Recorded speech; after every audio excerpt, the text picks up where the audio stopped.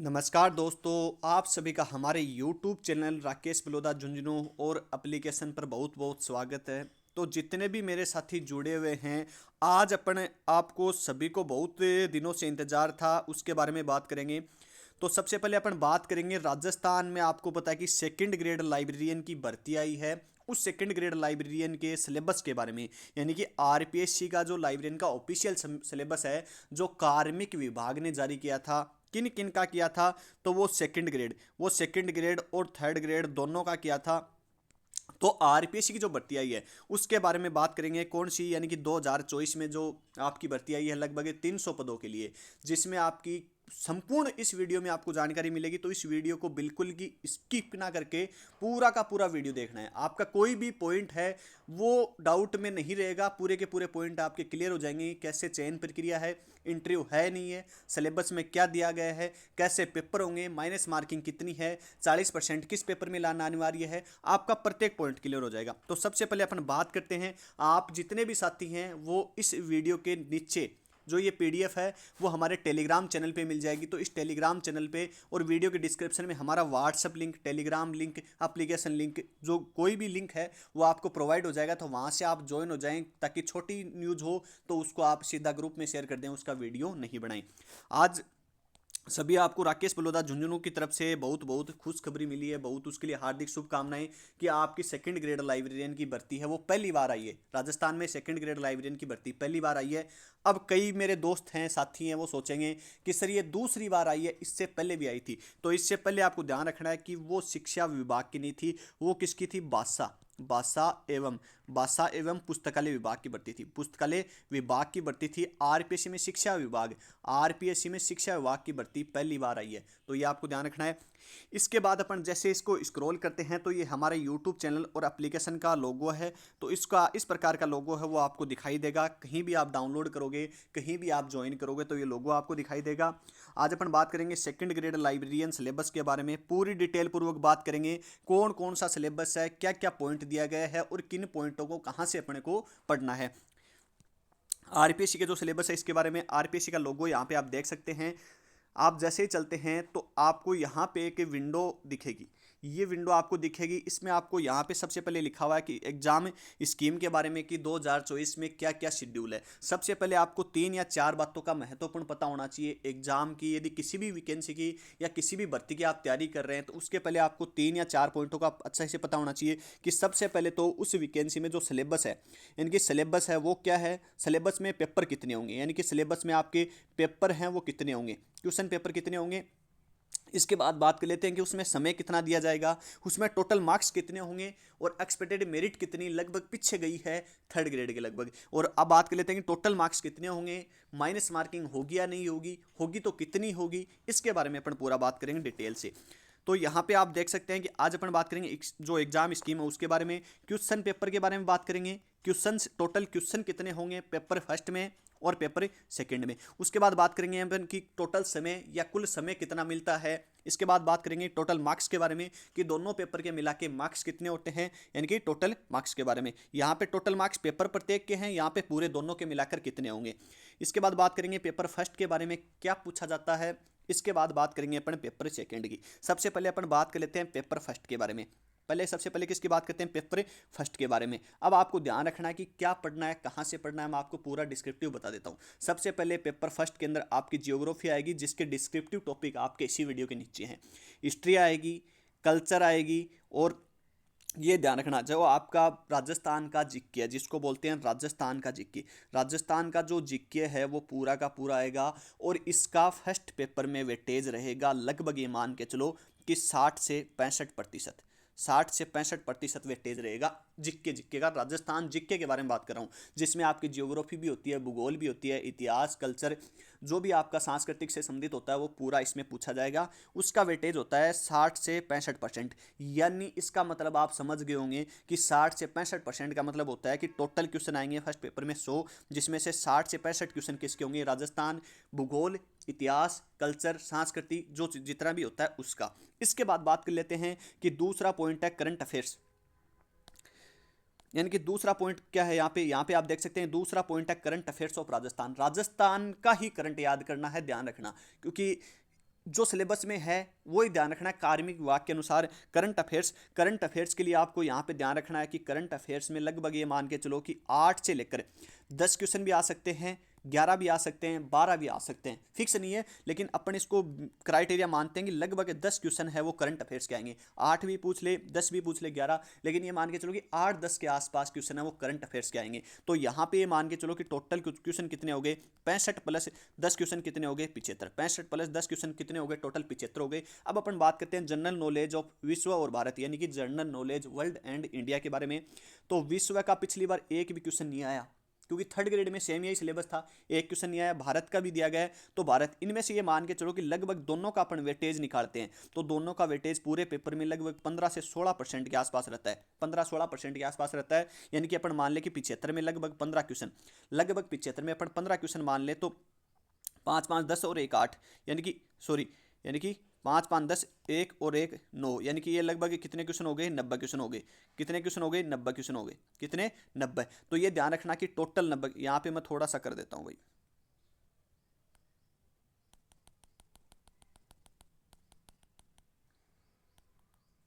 तो यहाँ पे देख लेना थोड़ा सा, 75 प्लस 15 ये कितने हो गए, लगभग 90 क्वेश्चन हो गए। कितने हो गए, 90 क्वेश्चन हो गए। अब बच गए आपके शिक्षा मनोविज्ञान।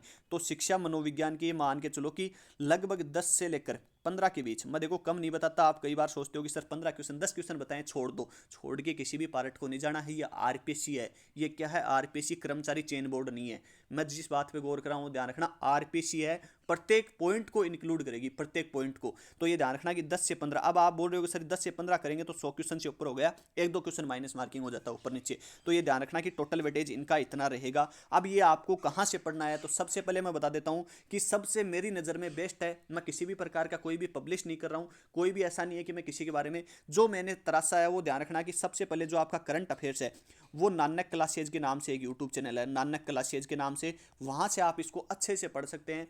इसके अलावा जो बाकी का कंटेंट बच गया, जनरल नॉलेज है विश्व भारत का या राजस्थान का बच गया, ये लगभग 75% से लेकर 80% तक का कंटेंट है। ये आप ओम डिजिटल नाम से, ओम डिजिटल नाम से एक यूट्यूब चैनल है, उन सर का एप्लीकेशन भी चलता है शायद, और उनका कंटेंट बहुत अच्छा है, आप खुद देखोगे तो आपको अच्छा लगेगा। तो वहाँ से आप कर सकते हैं। लगभग ये मान के चलो कि आपका पूरा में से पूरा वहाँ पे सही होने का चांस रहेगा, यदि आप अच्छे से मेहनत करते हो इस कंटेंट को पढ़कर। तो ये ध्यान रखना कि उनकी टेस्ट सीरीज वगैरह भी चलती है, और टेस्ट सीरीज के अलावा उनके कोर्स वगैरह भी चलते हैं, तो वहाँ पे आप विजिट कर सकते हैं, और जहाँ से आपको अच्छा लगे वहाँ से पढ़ सकते हैं। लेकिन और ये ध्यान रखना कि ये धीर सिंह दबाई हमारे झुंझुनू के सर हैं, तो उनकी पुस्तक भी आती है, और इसका शॉर्ट ट्रिक यही है कि इसमें जो प्रीवियस ईयर क्वेश्चन पेपर हैं, या जो आज तक के जितने भी एग्जाम में ओल्ड क्वेश्चन पेपर आए हैं शिक्षा मनोविज्ञान के पॉइंट से, उनको उठाओ। लगभग ये मान के चलो कि आपको पूरे में से पूरे नहीं करने हैं, 10 आते हैं तो 8 सही हो जाएंगे, 15 आते हैं तो 10-11 क्वेश्चन सही हो जाएंगे। तो ये वहाँ से आपके सही होने की संभावना रहेगी, क्योंकि ये थोड़ा बड़ा पार्ट होता है शिक्षा मनोविज्ञान, इसका सीमित क्षेत्र नहीं है। तो आप प्रीवियस ईयर क्वेश्चन पेपर से देखकर, और यदि आपको ऐसे कि मेरे को सिलेक्शन लेना है, तो पूरा पार्ट शिक्षा मनोविज्ञान में जो महत्वपूर्ण है वो आप पढ़ लेना, क्योंकि वहाँ की पुस्तकें मिल जाएंगी। ये आपका पूरा फर्स्ट पेपर हो गया, इसके बारे में आपको ध्यान रखना है। अब अपन बात करते हैं सेकंड पेपर के बारे में। पूरा का पूरा फर्स्ट पेपर हो गया, इन टॉपिकों की बात भी करेंगे, लेकिन आपको इन टॉपिक के नीचे बता देंगे। ये आपका समय होगा इसमें 2 घंटे का, नंबर होंगे 200, ये ध्यान रखना। ये हो गई यहाँ पे फर्स्ट पेपर की बात। अब अपना है लाइब्रेरी साइंस का, जिसको अपन को जीतना ही है, वो तो आपको पता ही है। पेपर 2 है, पेपर 2 में आपको ध्यान रखना है कि नॉलेज ऑर्गेनाइजेशन, ज्ञान संगठन के बारे में, इंफॉर्मेशन प्रोसेसिंग एंड रिट्रीवल, ये क्वेश्चन आ गया था। मैंने पिछली बार बार बार बोल रहा था कि अरे सिलेबस में से क्वेश्चन आ जाता है कि ज्ञान की अवधारणा या ज्ञान संगठन की अवधारणा, ज्ञान से क्या बनता है या आंकड़ों से क्या बनता है, आंकड़ों सूचना किससे बनती है, सूचना से ज्ञान बनता है, ज्ञान से बुद्धि बनती है। इस प्रकार से आपका प्रोसेसिंग चक्कर है जो MP सितजा ने दिया था वो आपका आ गया था। इसमें इंफॉर्मेशन रिट्रीवल का आ गया था कि कार्विन वुड्स किससे संबंधित है, या सूचना पुनः प्राप्ति, तो ये 1950। तो ये छोटे छोटे क्वेश्चन हैं जो आपके यही सिलेबस में से पूछ लिए जाते हैं सीधे के सीधे, क्योंकि आप बोलते हो सर हमें तो कहीं सिलेबस में ये मिला ही नहीं। तो हमारे पढ़ाने का तरीका यही है कि सिलेबस के पॉइंटों को सबसे पहले क्लियर करो कि पुस्तकालय का संगठन, यानी कि पुस्तकालय संगठन या जो ज्ञान संगठन है, ज्ञान संगठन को अपन अलग लें तो पुस्तकालय संगठन क्या होता है। इनके एक पुस्तकालय का संगठन, पुस्तकालय की आत्मा होती है या उसका मस्तिष्क होता है या उसका शरीर होता है, क्या होता है पुस्तकालय संगठन, उसके बारे में अपन डिटेल पूर्वक बात करेंगे। क्योंकि यहाँ से क्वेश्चन आता है लाइब्रेरी एडमिनिस्ट्रेशन एडमिनिस्ट्रेशन से भी संबंधित क्वेश्चन आते हैं। तो यहाँ से अपन पूरा पुस्तकालय के बारे में बात करेंगे। पिछली बार क्वेश्चन आए थे, मैंने आपको बार बार बोल रहा था कि सिलेबस से बाहर क्वेश्चन आएंगे, सिलेबस के बाहर क्वेश्चन आते हैं, लेकिन आपको डरने की जरूरत नहीं है। जब तक हम हैं आपको डरने की जरूरत नहीं है। यहाँ पे आपको ध्यान रखना, इसमें क्वेश्चन आएंगे आपके 100, घंटे भी कितने होंगे 2, और टोटल कितना होगा 200 नंबर का होगा। अब बात आती है कि दोनों पेपर का टोटल, तो दोनों पेपर का टोटल 400 नंबर होता है। कितना 400 नंबर होता है। और ये ध्यान रखना आपको कि महत्वपूर्ण पॉइंट नीचे दिए गए हैं। दोनों पेपर में मैं बार बार बोल रहा हूं कि पेपर फर्स्ट, यानी कि पेपर फर्स्ट और पेपर सेकंड दोनों को मिलाकर 400 नंबर में से 40% लाने हैं। जो प्रत्येक पेपर में 40% का नियम था वो कल परसों मैंने आपको सिलेबस में बता दिया था कि वो हट गया है, वो हट गया है। ओनली लाइब्रेरी साइंस के बारे में आगे मैं और बता दूंगा आपको। दोनों पेपर में मिलाकर 40% लाना है, प्रत्येक पेपर वाला नियम हट गया है। कैटेगरी वाइज आपकी 5% की छूट होती है, जो जिस कैटेगरी को जैसे जैसे छूट मिलती है वो आप देख लेना। 1/3 है वो माइनस मार्किंग होगी, ये आपको ध्यान रखना, क्योंकि आरपीसी की 1/3 माइनस मार्किंग होती है। अब अपन जैसे ही सिलेबस पे चलते हैं, तो सिलेबस का आपका पॉइंट व्यू कर अपन देखते हैं कि सिलेबस है वो अपन फर्स्ट पेपर की पॉइंट व्यू की बात करेंगे। फर्स्ट पेपर में जो जो टॉपिक डिस्क्रिप्टिव हैं उनकी बात करेंगे। बाकी मैंने आपको ऊपर थोड़ा बता दिया है, ज़्यादा देखो करंट का कोई डिस्क्रिप्टिव नहीं है। सबसे पहले जो टॉपिक मैंने बताया आपको कि जो फर्स्ट पेपर है, जो पेपर फर्स्ट है, इसमें ध्यान रखना आपका कि जियोग्राफिकल, हिस्टोरिकल या कल्चर या जनरल नॉलेज ऑफ राजस्थान। तो ये इसमें आ गया जनरल नॉलेज, यानी कि राजस्थान का जीके आ गया कंप्लीट, जिसमें पॉलिटी नहीं है। राजनीति विज्ञान, यानी कि मैं बात कर लेता हूं राजनीति विज्ञान आपकी नहीं है, इसको देख लेना। करंट अफेयर्स ऑफ राजस्थान, यानी कि ओनली राजस्थान का करंट अफेयर्स आएगा, मैंने ऊपर बता दिया आपको। इसके अलावा general knowledge of world and India, general knowledge के बारे में मैंने बता दिया। शिक्षा मनोविज्ञान के बारे में बता दिया, कि एजुकेशन साइकोलॉजी के बारे में ऊपर मैंने आपको पूरा बता दिया है। अब अपन चलते हैं लाइब्रेरी के पार्ट पे, जो आपको इससे पहले अपन थोड़ा सा इसकी डिस्क्रिप्टिव टॉपिकों की बात कर लेते हैं, कि पाठ्यक्रम में जो डिस्क्रिप्टिव टॉपिक है उनकी बात कर लेते हैं, कि राजस्थान के भूगोल, इतिहास, कल्चर में कौन से टॉपिक आते हैं। क्योंकि ये सिलेबस आपका लगभग ये मान के चलो कि 60 से 65% या 70% के आसपास सिलेबस क्या है कवर करेगा।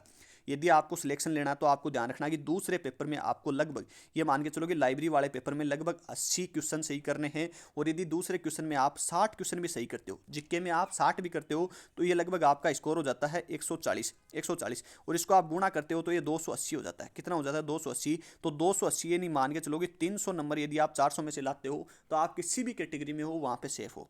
तो यदि आप इसमें पहले लाइब्रेरी साइंस वाले पेपर में अच्छा स्कोर करना चाहते हो तो उसके लिए आपको अच्छे से मेहनत करनी पड़ेगी। बाकी जीके में आप तीनों में मिला के या जो 3-4 पॉइंट है इनको मिला के आप अच्छा, यानी कि लगभग ये मान के चलो कि 60-65 का भी कर लेते हो तो अच्छा है। तो अब इसमें बात करते हैं अपने कि प्रत्येक पॉइंट के बारे में। तो यहाँ पे आप जो पॉइंट है उनको देख लेना, कि राजस्थान के इतिहास से संबंधित प्रमुख स्रोत आते हैं, राजस्थान के प्रमुख जो सभ्यताएं हैं, राजस्थान के प्रमुख राजवंश हैं, मुगल राजवंश संबंध है, कला, स्थापत्य कला की प्रमुख विशेषता है, महत्वपूर्ण किले, स्मारक, जो दुर्ग वगैरह के बारे में, धार्मिक आंदोलन, लोक देवता, प्रमुख चित्रकलाएं, शैलियाँ, हस्तशिल्प, राजस्थानी भाषा साहित्य, प्रमुख कीर्तियाँ, क्षेत्रीय बोलियाँ, मेले, त्यौहार, लोकगीत, लोक नृत्य, वाद्य यंत्र, राजस्थान सांस्कृतिक परंपरा विरासत, महत्वपूर्ण ऐतिहासिक पर्यटन स्थल, राजस्थान के प्रमुख व्यक्ति, राजस्थान की रियासतें, ब्रिटिश 1857 की क्रांति, कृषक जनजाति आंदोलन, प्रजामंडल, राजस्थान का एकीकरण हो गया, राजस्थान के राजनीतिक जागरण, यानी कि जितने भी महिलाओं की महत्वपूर्ण भूमिका रही है राजनीति में, चाहे वो प्रथम सरपंच हो, चाहे वो प्रथम विधायक हो, चाहे वो प्रथम सांसद हो, कोई भी प्रकार से यदि राजनीति में किसी भी प्रकार की, अब आप बोलोगे सर राजनीति तो आपने बताया था कि पॉलिटी साइंस नहीं आ रहा है, लेकिन ये राजनीतिक जन जागरण, यानी कि जो जो भूमिकाएं या जिन जिन भूमिकाओं में सक्रियता महिलाओं ने दिखाई है उनके बारे में 1 या 2 क्वेश्चन। आरपीएससी का नियम है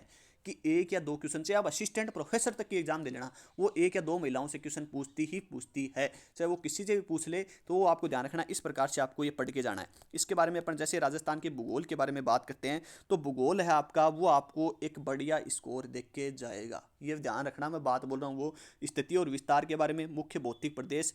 सबसे पहले कई बच्चे बोलेंगे सर नया वाला जीके पढ़े हैं, पुराने वाला। अभी तक एग्जाम में पुराने वाला आ रहा है, लेकिन जैसे ही इनकी जो राजस्व विभाग के द्वारा सीमा निर्धारण कर लिए जाएंगे, ऑफिशियल नोटिफिकेशन आ जाएंगे, उसके बाद आपका नया जीके आएगा। एक बार आप पुराना पढ़ लो, नए का कोई ज़्यादा आपको बर्डन नहीं लेना दिमाग पे। नया उतना ही है कि थोड़ा बहुत आप, यदि आपको पुराना याद होगा तो नया आसानी से याद हो जाएगा, कोई दिक्कत नहीं है। नया धीरे धीरे याद ही हो रहा है, आपको जिले बने हैं उनका पता ही है कि कौन सी तहसील से कौन सा जिला बना है।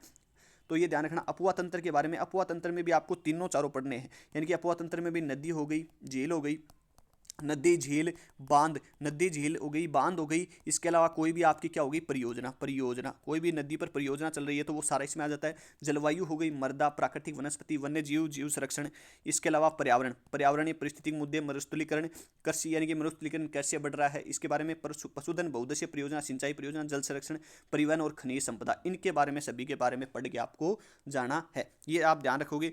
यहाँ पे आपका ओम डिजिटल स्टडी जो चैनल है या जो एप्लीकेशन नाम से हैं, जो वहाँ पे अच्छी मेहनत करवा सकते हैं आपको, तो वहाँ पे आप ज्वाइन कर सकते हैं। इसके अलावा अपन बात करते हैं अपने पेपर की। अब आते हैं अपन सेकंड पेपर में, जिसमें जितना ज़्यादा स्कोर करोगे आप सिलेक्शन के उतने ही नज़दीक पहुँच जाओगे। ये ध्यान रखना, आप जितना ज़्यादा स्कोर करोगे। अब अपन आते हैं अपने पेपर में। अपने पेपर में क्या है, अपना पेपर है लाइब्रेरी साइंस का पेपर सेकंड, जिसमें से 100 के 100 क्वेश्चन के आएंगे लाइब्रेरी साइंस के आएंगे। पिछली बार 15 क्वेश्चन आए थे साइकोलॉजी के, शिक्षा मनोविज्ञान के, वो हटा दी है। जनरल नॉलेज क्या क्या हटा दिया सिलेबस में, मैं वो भी आपको बता दूंगा, लेकिन पॉइंट टू पॉइंट आपको वीडियो देखना है। तो अब अपन बात करते हैं सेकंड पेपर के बारे में। 100 के 100 क्वेश्चन के आएंगे लाइब्रेरी साइंस के आएंगे। कहाँ से पढ़ना है, क्या पढ़ना है, क्या छोड़ना है और किस प्रकार से क्वेश्चन आएंगे। सबसे पहले अपन पॉइंट की बात करते हैं कि यूनिवर्स ऑफ नॉलेज, हिंदी में भी आपको साथ साथ लिख लेना है। इसको बोलते हैं ज्ञान जगत। क्या बोलते हैं? ज्ञान जगत। ज्ञान जगत यानी कि ज्ञान जगत के बारे में आपको पूरा पढ़ना है कि ज्ञान जगत क्या है, किस प्रकार से ज्ञान जगत की उत्पत्ति हुई है, विचार किस प्रकार से मिले हैं, या इन शब्दों के बारे में आपको पूरा का पूरा ज्ञान जगत के बारे में पढ़ना है कि ज्ञान जगत में डॉक्टर एस.आर. रंगानाथन का क्या महत्वपूर्ण योगदान रहा, ज्ञान जगत की क्या क्या आपकी विशेषताएं होती हैं, और यानी कि आपकी क्या क्या विशेषता होती है, इन विशेषताओं के बारे में। ज्ञान जगत में डॉक्टर एस.आर. रंगानाथन का योगदान, या ज्ञान जगत क्या है, ज्ञान गतिशील है या ज्ञान एक बहुत बड़ा ब्रह्मांड है, उसमें ज्ञान में किस किस प्रकार से ज्ञान के बारे में आपको थोड़ा पढ़ना है। पिछली बार इससे क्वेश्चन थर्ड ग्रेड में एक क्वेश्चन आया था, बहुत सरल था, डॉक्टर एस.आर. रंगानाथन के बारे में पूछा था, तो इसको थोड़ा इतना ज़्यादा बर्डन आपको नहीं लेना है।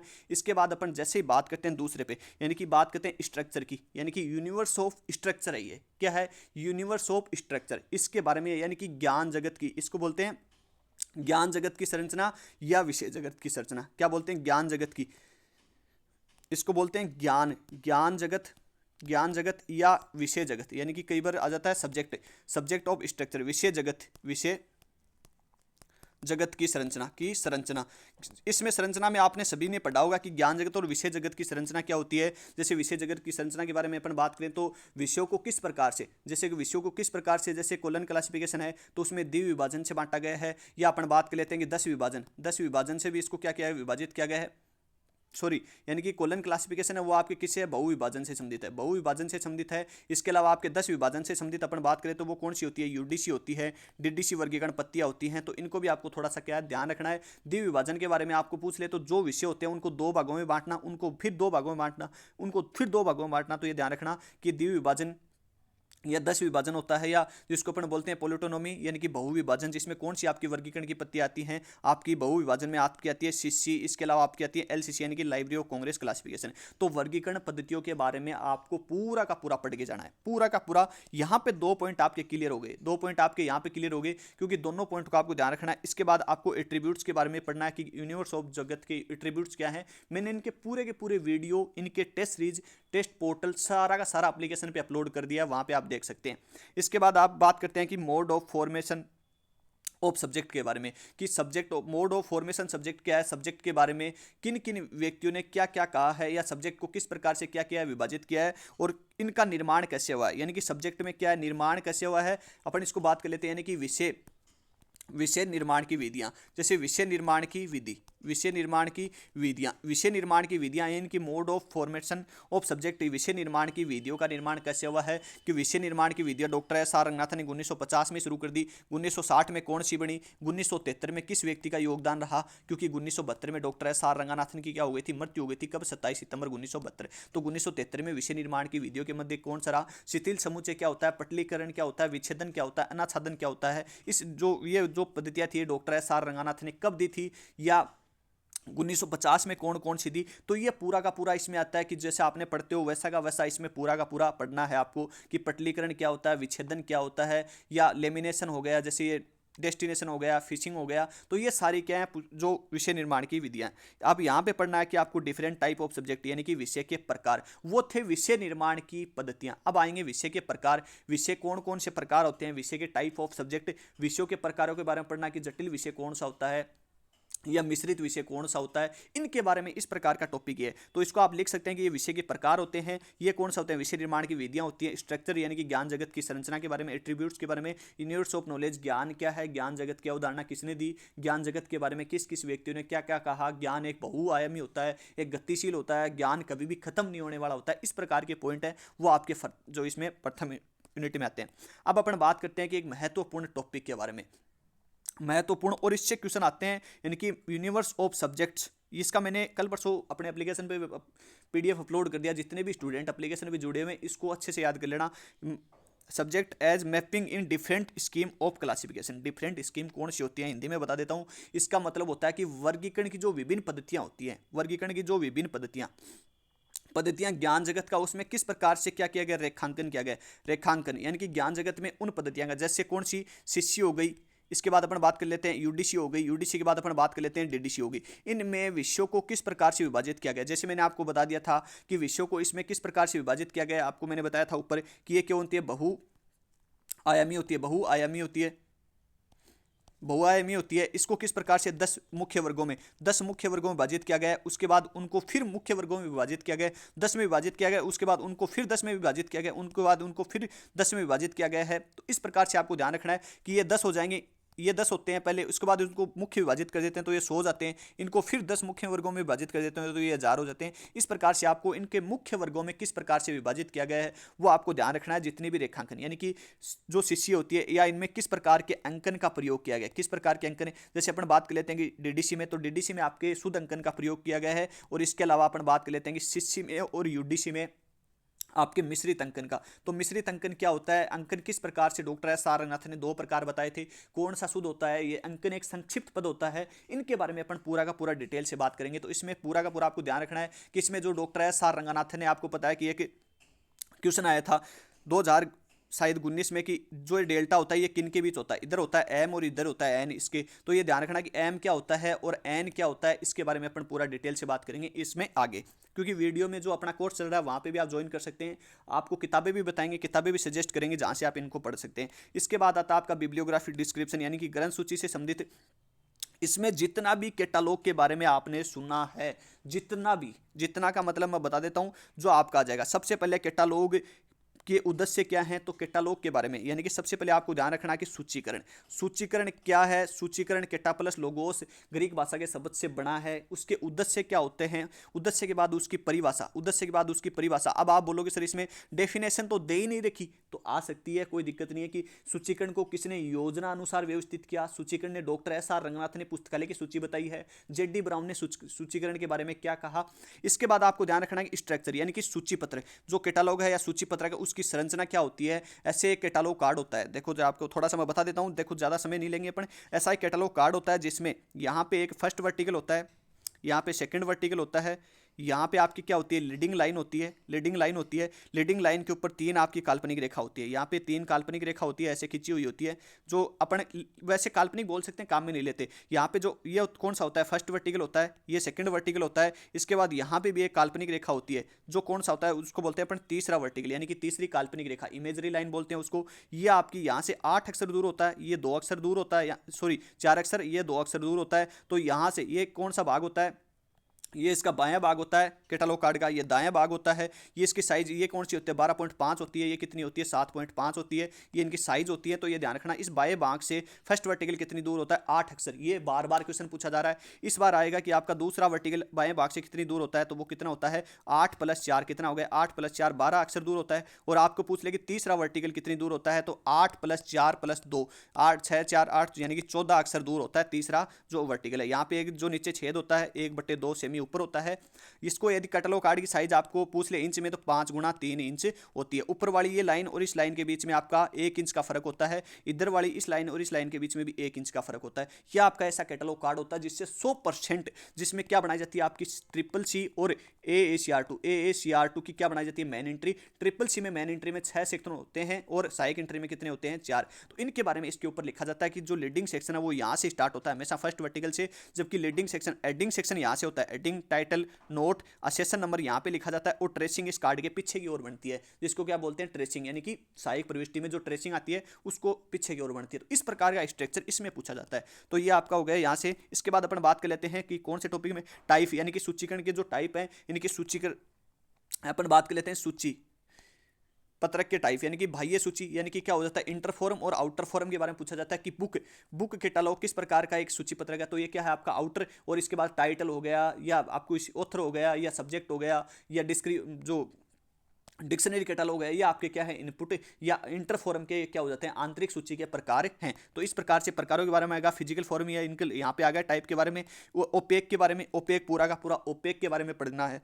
क्या क्या पढ़ना है मैं आपको थोड़ा सा पहले बता देता हूँ। प्रिंसिपल, सूचीकरण के जितने भी सिद्धांत हैं, सूचीकरण के जितने भी सिद्धांत हैं, सूचीकरण के जितने सिद्धांत हो गए, सूचीकरण के जितने उपसूत्र हो गए, सभी को पढ़ के जाना है। अब आप बोलोगे सर कैनन के बारे में यहाँ पे नहीं दे रखा, आपको पढ़ के जाना है, जैसे मैं बोल रहा हूँ। इसके बाद ओवरव्यू ऑफ प्रिंसिपल के बारे में, इनकी सूचीकरण के यानी कि कैटलॉगिंग के जितने भी प्रिंसिपल है उनको पढ़ के जाना है। इसके बाद करंट ट्रेड इन स्टैंडर्डाइजेशन, यानी कि करंट ट्रेड से संबंधित जो भी है, यानी कि सूचीकरण के जो नवीनतम स्वरूप आ गए, सूचीकरण के नवीनतम स्वरूप की अपन बात करें तो आरडीए हो गया, क्या हो गया, आरडीए के बारे में आपको पढ़ के जाना है। आईएसबीडी, जो आईएसबीडी, इन टॉपिकों के मैंने फ्री वीडियो अपने एप्लीकेशन पे दे रखे हैं डेमो के तौर पे, जिनको आप देख सकते हैं जाके। इसके अलावा कौन सा हो गया आपका एमएआरसी मारक हो गया, मारक के अलावा आपका कौन सा हो गया आईएसएसएन। अब आप बोलोगे ये तो सिर्फ पत्रिकाओं में काम में आता है, तो इसको इसी के अंदर पढ़ना है अपने को। इसके अलावा डिस्क्रिप्शन ऑफ एक्सचेंज के बारे में आपको पढ़ना है, स्टैंडर्ड कोर्स ऑफ कैटलॉगिंग, यानी कि कैटलॉगिंग सूचीकरण के बारे में। अब मैं आपको थोड़ा सा डिस्क्रिप्टिव रूप में बता देता हूँ, ये जैसे लिखा हुआ है। उसके अलावा आपको पूरा का पूरा सिलेबस पढ़ के कैसे जाना है। सूचीकरण हो गया,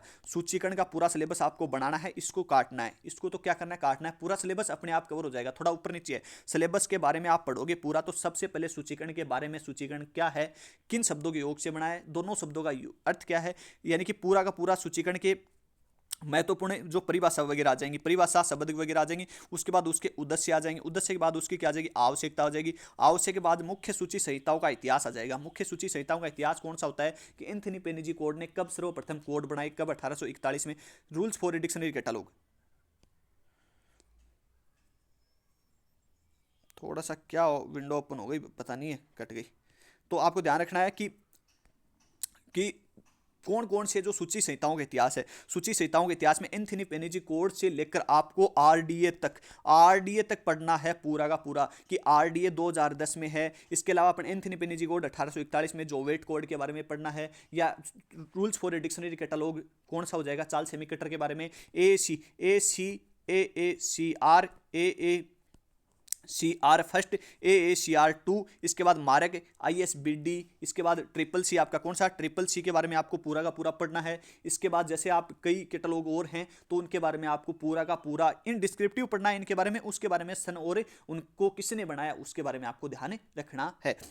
तो इस प्रकार से पूरा का पूरा सूचीकरण आपको पढ़ना है। उसके बाद आपको पढ़ना क्या है, शिष्य के बारे में। शिष्य क्या है, ट्रिपल सी क्या है, क्लासिफाइड कैटलॉग कोड, किसके कितने एडिशन आए। इसके बाद इसकी मुख्य प्रविष्टि, सहायक प्रविष्टि क्या है, कैसे मुख्य प्रविष्टि बनती है, किसके सहायक प्रविष्टि बनती है। पिछली बार आया था कि मुख्य प्रविष्टि में कितने पार्ट होते हैं। एमबीओ के अनुसार मुख्य प्रविष्टि में शिष्य के कितने पार्ट होते हैं, 6 पार्ट होते हैं। Leading, heading, title, note, session और ट्रेसिंग पीछे की ओर बनती है। इसी प्रकार से आपको AACR2 के बारे में पूरा पढ़ना है। AACR2 की मुख्य प्रविष्टि, सहायक प्रविष्टि के बारे में पूरा का पूरा आपको पढ़ के जाना है, कैसे बनती है, क्या बनती है। इसके बाद सूचीकरण के पूरे प्रिंसिपल्स वगैरह पढ़ने हैं। ISBD, मारक, RDA, इनको पूरा डिस्क्रिप्शन में पढ़ना है। सूचीकरण का कोई भी पार्ट आपको नहीं छोड़ना है। हमारे आप कोर्स में भी देखोगे तो आपको पूरा का पूरा इसके अलावा इतना कंटेंट करा रखा है कि सूचीकरण के अलावा ISSN, CIP, ISBD, ISDN, कईयों ने तो ISDN ही आज सुना है, नाम ही आज सुना है।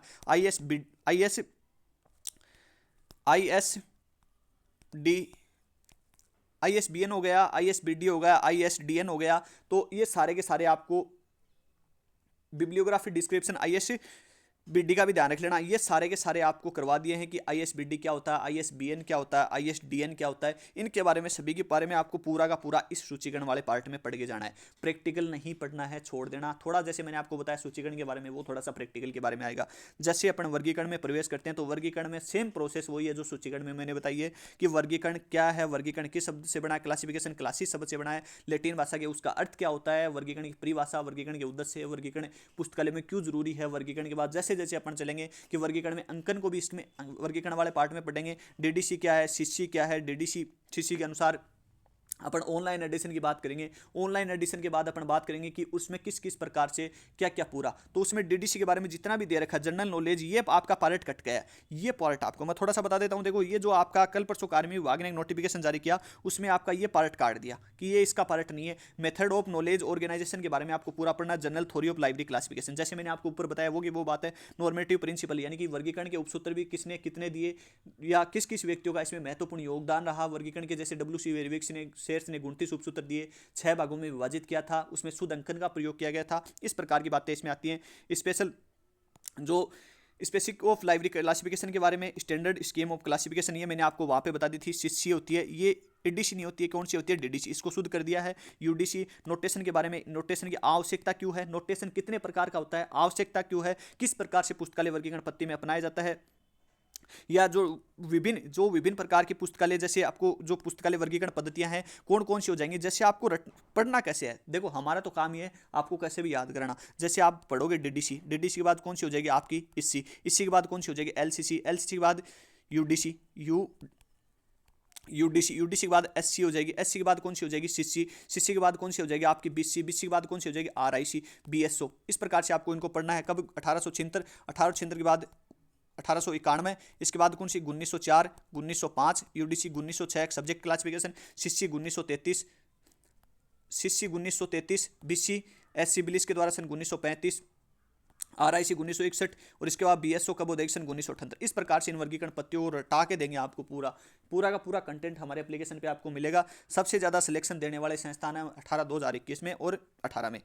इसके बाद यहाँ पे पूरा का पूरा ये मिल जाएगा सब्जेक्ट क्लासिफिकेशन, तो विषय वर्गीकरण के बारे में पूरा का पूरा डाल देंगे। ऊपर भी डाल देगा विषय वर्गीकरण, यही बात है। यहाँ पे एजुकेशन साइकोलॉजी आपकी हटा दी गई है, यानी कि जो ये हटा दी गई आपका शिक्षा मनोविज्ञान वाला पार्ट इसमें हटा दिया गया है, तो ये ध्यान रखना आपके लिए बहुत अच्छी बात है। प्रिंसिपल ऑफ सब्जेक्ट क्लासिफिकेशन, पुस्तकालय जो सब्जेक्ट है या जो पुस्तकालय विषयों के जो प्रिंसिपल हैं या जो सिद्धांत है वो हमारे पूरे के पूरे आपको हमारे एप्लीकेशन पे करवा दिया जाएगा। अब आप कई स्टूडेंट बोलेंगे सर पुस्तक के बारे में, देखो कोई भी बुक के बारे में पूरा कंटेंट नहीं है। कई लेखक छापते हैं लेकिन पिछली बार एक एक क्वेश्चन भी उनके सिलेबस में से नहीं आया, क्योंकि इतना सिलेबस है कितनी पुस्तकों में छापेंगे, क्योंकि अलग अलग टॉपिक उठाने पड़ते हैं। आप यदि पढ़ना चाहो तो VMOU की पुस्तक पढ़ सकते हैं पॉइंट टू पॉइंट उठा के, ठीक है। इसके अलावा इग्नू की पुस्तक पढ़ सकते हैं। इसके अलावा यदि आपको कंटेंट पूरा का पूरा एक साथ चाहिए तो आप हमारा एप्लीकेशन राकेश बलूदा झुंझुनू के नाम से है, उसको डाउनलोड कर सकते हैं। उसमें आपको क्या करवाया जाता है, सबसे पहले आपका वीडियो अपलोड कर दिया जाता है। दूसरी बात, वीडियो की पीडीएफ है वो अपलोड कर दी जाती है, पीडीएफ प्रिंट नहीं होगा, ध्यान रखना। यदि आप ज्वाइन मत करना लेकिन पीडीएफ प्रिंट नहीं होगी। ज्वाइन करने के बाद बोलते हो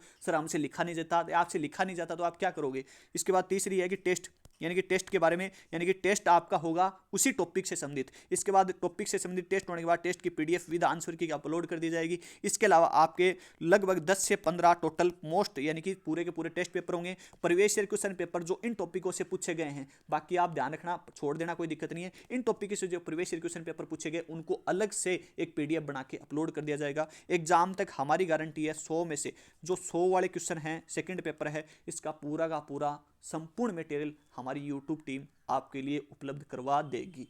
एग्जाम कब होगा वह मैं आपको बता दूंगा। वैकेंसी के बारे में मैंने आपको पहले बता दिया था। अब इसके बारे में आपका कोई भी पॉइंट है तो आप कमेंट कर सकते हैं। मेरे अनुसार पूरा हो गया। इसमें एजुकेशन चयन प्रक्रिया क्या है, तो चयन प्रक्रिया आपकी ओनली एग्जाम लगेगी। एग्जाम लगने के बाद आपका क्या हो जाएगा सिलेक्शन, ना इंटरव्यू है ना कुछ और है। ध्यान रखना एग्जाम में बढ़िया स्कोर करना है। इसके अलावा 40% वाला बता दिया मैंने, जो ऊपर था अपने थंबनेल में मैंने सारी बात बता दी। टेलीग्राम चैनल का लिंक है इस पीडीएफ के डिस्क्रिप्शन में है, तो वहाँ से आप टेलीग्राम ज्वाइन कर सकते हैं। एप्लीकेशन डाउनलोड करने के लिए आप एप्लीकेशन डाउनलोड भी कर सकते हैं और आप लिख भी सकते हैं प्ले स्टोर पर RAKESHBALODAJHUNU झुंझुनू LIS करोगे तो वो लोगो है हमारा, वो लोगो दिख जाएगा, वहाँ से डाउनलोड कर सकते हैं। यूट्यूब चैनल का लिंक भी आप पे आपको दिख जाएगा। ये पीडीएफ है, ये हमारे टेलीग्राम चैनल पे आपको मिल जाएगी। इसके अलावा सेकंड ग्रेड का जो कोर्स है उसका भी आपको यहाँ पे मिल जाएगा, पूरा का पूरा सेकंड ग्रेड कोर्स आपको करवा देंगे। इसके अलावा व्हाट्सअप ग्रुप लिंक है वो भी आपको यहाँ पे देखने को मिल जाएगा। व्हाट्सअप चैनल का लिंक मिल जाएगा जिसमें महत्वपूर्ण सूचना होती है वो अपलोड कर दी जाती है। अब आपका कोई भी पॉइंट आप कमेंट कर सकते हैं, सर मेरा ये पॉइंट है, मेरे को इस प्रॉब्लम है या मेरे को ये समझ नहीं आया, तो इसका पूरा का पूरा आपको देखने को मिल जाएगा। इसके अलावा पूरा का पूरा सिलेबस है, जितने स्टूडेंट ज्वाइन कर रखे हैं आपको टेंशन लेने की जरूरत नहीं है। जितने हो गए, अभी आपका लाइव कोर्स चल रहा है जिसमें लगभग फर्स्ट यूनिट कंप्लीट हो गई है, सेकंड यूनिट में लगभग 10 के आसपास वीडियो अपलोड हो गए हैं। तो आपको जितने स्टूडेंट ज्वाइन हो रखे हैं ज़्यादा से ज़्यादा जोर लगाओ, क्योंकि आपको पता है कि कंटेंट हम देंगे वो आपको पढ़ना है बस, क्योंकि कंटेंट में हमें कभी भी कमी नहीं होती है और एकदम बिल्कुल फेयर कंटेंट होता है। अभी आपके स्टूडेंट बोल रहे हैं तो अभी कंटेंट पूरा का पूरा अपलोड हो रहा है धीरे धीरे। जस्ट लगभग ये मान के चलो कि मार्च तक आपका जो चल रहा है अभी कोर्स, या जो अपन कोर्स ने चला रखा है सेकंड ग्रेड वाला, वो मार्च तक आपका कंप्लीट हो जाएगा। मार्च तक आपको सारे वीडियो, सारी पीडीएफ, सारे टेस्ट पेपर की पीडीएफ, सारे प्रीवियस ईयर क्वेश्चन पेपर, सारे मोस्ट क्वेश्चन पेपर सारे के सारे अपलोड कर दिए जाएंगे। इसके अलावा कोई पॉइंट है तो आप अपने को मेरे को बता सकते हैं। इसके अलावा पूरा का पूरा ये सिलेबस रहेगा। आप राकेश बलौदा झुंझुनू यूट्यूब चैनल को फॉलो कर सकते हैं, टेलीग्राम चैनल में ज्वाइन हो सकते हैं। प्रत्येक पॉइंट आपको यहाँ पे देखने को मिल जाएगा। ये लोगो अपना हमेशा रहता है, जिस पे आप कभी भी इसी लोगों को देखकर यूट्यूब चैनल हो गया, टेलीग्राम चैनल हो गया, व्हाट्सएप ग्रुप लिंक हो गया, ज्वाइन करें। ओके, धन्यवाद।